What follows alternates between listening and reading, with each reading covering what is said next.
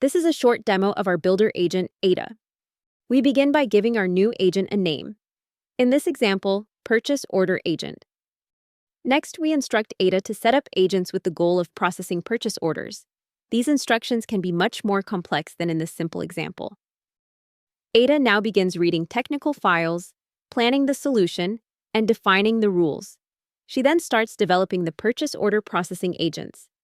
In the chat, Ada provides updates about the plan, what she's doing, and the current status. On the right-hand side of the screen, you can see the workflow visualizer. It begins in a default state, but it updates automatically once Ada completes the development process. We can also review the business rules Ada has created and is continuously refining.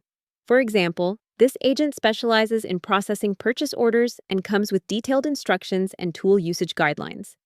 In this case, it reads purchase orders, whether they come by email or PDF, and fills a form with the extracted data. Therefore, Ada also automatically generates the form.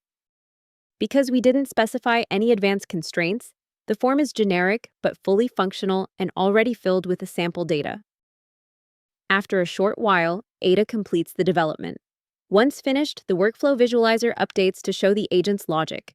Here, you can see the different agents responsible for tasks such as extracting information, detecting missing data, which would trigger a human assistance path, confirming required fields, and more.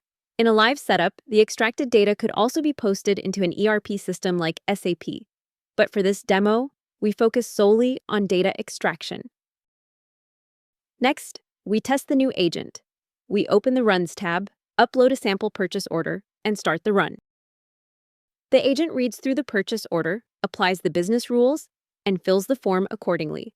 Inside the Run tab, we can see the uploaded file, and the agents begin their work. Once the run completes, we review the results and see that there are no validation errors. In production, this process happens in the background, and users only handle unresolved exceptions. In this case, everything is correct.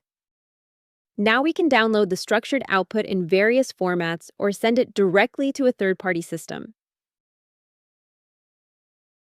As we live in dynamic environments, we can also modify the setup and business rules at any time. For example, let's change the vendor name field from mandatory to optional. To do that, we simply ask Ada in the chat.